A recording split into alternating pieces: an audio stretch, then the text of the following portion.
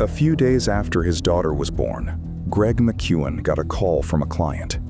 There was a meeting scheduled that afternoon, and the client made it clear attendance wasn't optional.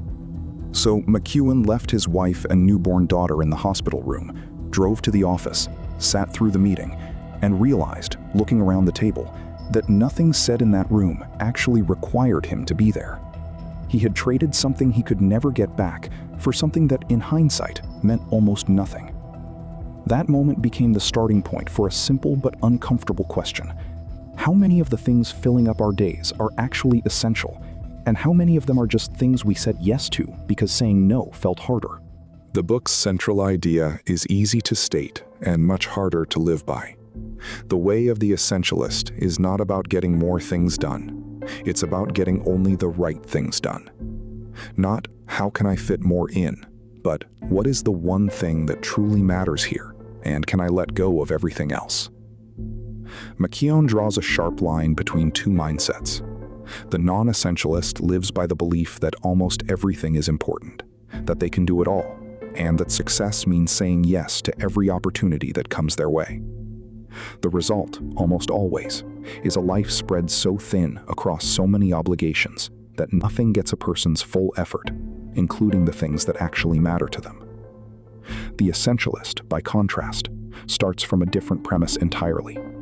Only a few things truly matter, and figuring out which ones is the actual work. Everything else isn't a compromise to be managed. It's simply not the point.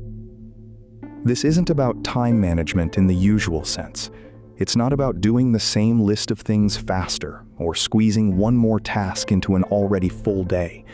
It's about pausing before the list even exists and asking a harder question first. Does this deserve a place on the list at all? McKeown organizes the practice of essentialism into 3 ongoing activities, which he calls explore, eliminate, and execute. Explore comes first, and it starts with something that feels almost counterintuitive: creating space. Not filling every hour, but deliberately leaving room to think, to notice what actually matters before committing to anything. He points to how often the most important insights and decisions happen not in the middle of a packed schedule, but in the quiet gaps around it. On a walk, in the shower, in the 10 minutes before a meeting that got canceled. An essentialist protects those gaps on purpose instead of treating them as time to be filled. Inside this exploration phase, McKeown introduces what he calls the 90% rule. When evaluating any option, a project, an opportunity, a request for your time, rate it on a scale from 0 to 100 based on how important it genuinely is. If it doesn't score above 90, the answer is no. Not maybe, not I'll think about it. No. The rule exists precisely because most decisions don't feel like clear failures or clear yeses. They land somewhere in a vague, comfortable middle. And it's in that middle ground where most of a life's time quietly disappears. A strict, almost artificially high bar forces clarity where ambiguity would otherwise win by default. The second activity, eliminate, is where the book spends much of its energy because it's the hardest one to practice. It means cutting things that are good, not just things that are obviously bad. McKeown is direct about this. The space between something good and something essential is where most people get stuck because good is so much easier to justify keeping. He tells the story of a rising executive so overloaded with good opportunities that she couldn't tell anymore which ones were actually moving her career forward and which ones were simply keeping her busy. The fix wasn't a better calendar. It was learning to say no to things that on paper looked perfectly reasonable to say yes to. Saying no gets an entire section of its own because McKeown treats it as a skill, not a personality trait, something people are bad at only because they've never practiced it deliberately.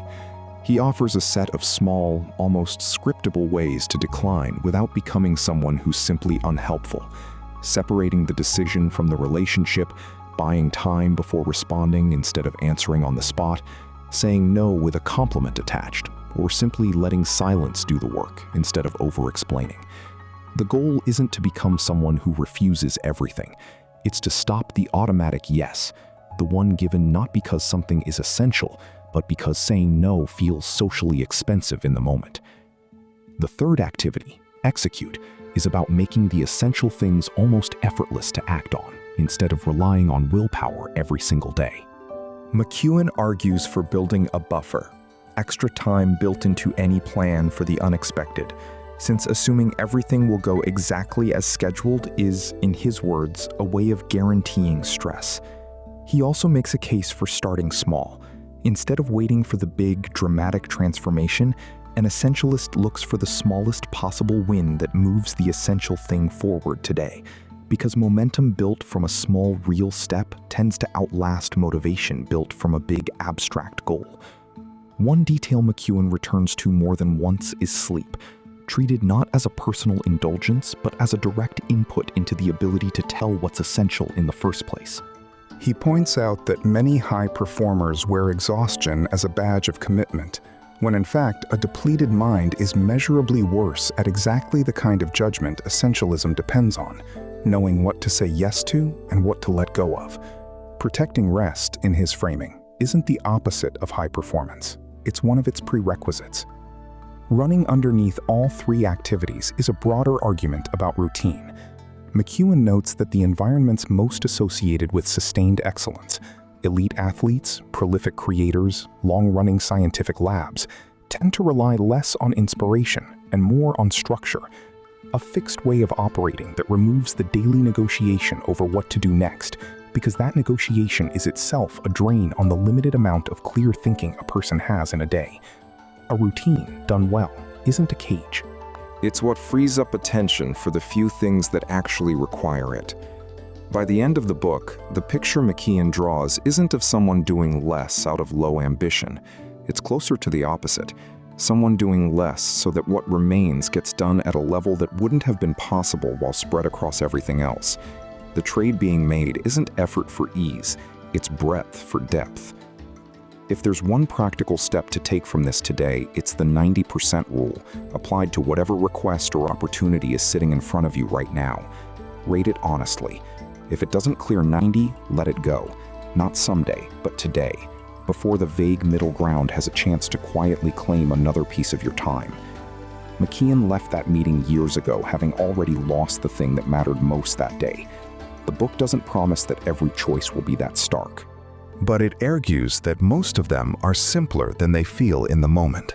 Not 100 urgent things competing for your attention, but one essential thing, and everything else quietly asking to be let go.